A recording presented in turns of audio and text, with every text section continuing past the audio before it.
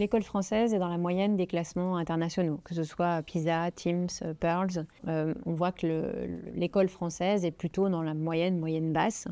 Et par ailleurs, c'est une école qui est plutôt très inégalitaire, puisqu'un enfant issu de milieux défavorisés a 4 fois moins de chances de faire partie des bons élèves. Donc c'est clairement la promesse républicaine qui n'est pas tenue. Face à ces difficultés, on ne peut pas dire que l'école soit restée immobile. Au contraire, des réformes se sont succédées rapidement, mais ces réformes n'ont jamais touché vraiment au cœur de la relation enseignante. On a changé les programmes, les cursus, les établissements, le bac, l'orientation, mais sans répondre vraiment à l'attente des enseignants en ce qui concerne la relation avec les élèves.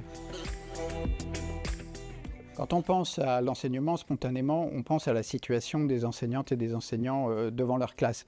Une situation de relation aux élèves où on est sans cesse remis en cause, où on est questionné par les élèves, où il faut préparer, remettre à jour ses cours. Donc c'est une situation tournée vers la formation par nature. Mais aujourd'hui, les enseignants sont aussi confrontés à des défis et des attentes de la société de plus en plus nombreux. Et par rapport à ces défis, les enseignants expriment un manque de soutien ou le sentiment d'être seuls. L'offre de formation continue de l'institution ne répond pas aujourd'hui à ce sentiment de solitude des enseignants. La formation continue en France est en dessous des autres pays de l'OCDE, c'est en moyenne 3 fois moins quantitativement. Les enseignants disent que les formations ne répondent pas à leurs besoins et ne sont pas assez concrètes, sont beaucoup trop théoriques.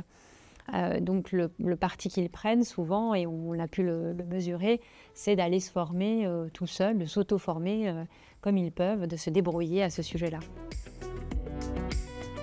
Ecoluma et Terra Nova formulent ensemble une proposition qui est de passer de l'idée de formation continue à une autre idée qui est le développement professionnel continu. En quoi cela consiste-t-il?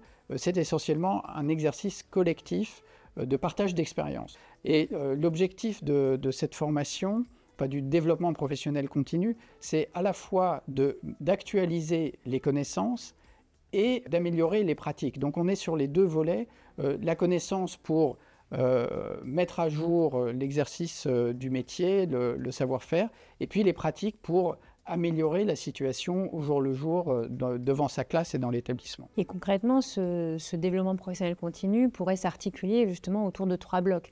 Un bloc institutionnel, statutaire, qui permet d'avoir une homogénéité sur l'ensemble du territoire national, donc de 18 heures obligatoires, que ce soit dans le premier ou le second degré. Un deuxième bloc qui nous semble fondamental en établissement scolaire et qui viserait à ce que le chef d'établissement, avec les équipes, puisse mettre en place une vraie politique de formation de proximité avec un référent formation, des moyens humains et financiers dédiés. Et un troisième bloc justement d'auto-formation et de reconnaissance de l'auto-formation. Donc l'ensemble pourrait être un droit en fait à 100 heures de formation continue, de développement professionnel continu.